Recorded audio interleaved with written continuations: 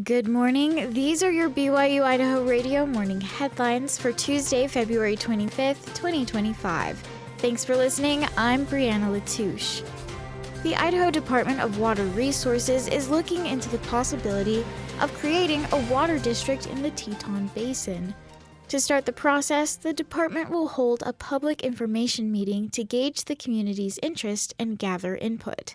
Based on the feedback, the department will come up with a proposal. James Cephala with the Idaho Department of Water Resources says there are quite a few questions that need answering. A lot of it is just geographic boundaries, really a question of what should the northern boundary of the water district look like? What should the western boundary be? There are existing water districts, of course, all around and overlapping, and what should the interface of those existing water districts be? The meeting is set for March 5th at 7 p.m. at the Teton High School Auditorium. For more information, contact the IDWR Regional Office at 208-525-7161. A vehicle erupted in flames close to Fort Hall Sunday night.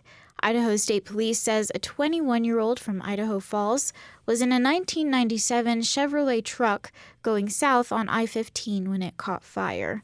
The man was able to get out of the truck before being injured, but traffic was diverted for about 2 hours while the Fort Hall Fire Department put out the fire and cleaned up. Idaho State Police are still looking into the incident. BYU men's basketball team got a big road win over Arizona Saturday night, and the 19th-ranked Wildcats didn't take too kindly to the loss. ESPN reports that Wildcats fans chanted an expletive and Mormons toward BYU, the flagship school of the Church of Jesus Christ of Latter-day Saints, as players exited the floor. The next morning, the University of Arizona released an apology to BYU following their derogatory chant at the conclusion of Saturday night's game. Desiree Reed-Francois, Arizona's athletic director, said in a statement on X, "On behalf of the University of Arizona Athletic Department, we apologize to BYU, their student athletes, coaches, and fans.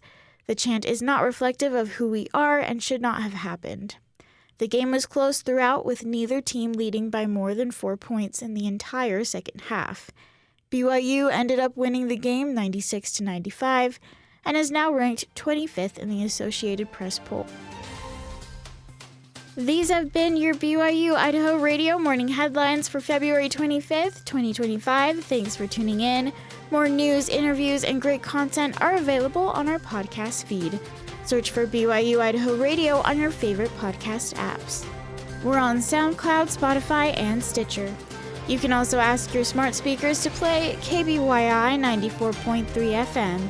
Have a great day. This is BYU Idaho Radio, and I'm Brianna Latouche.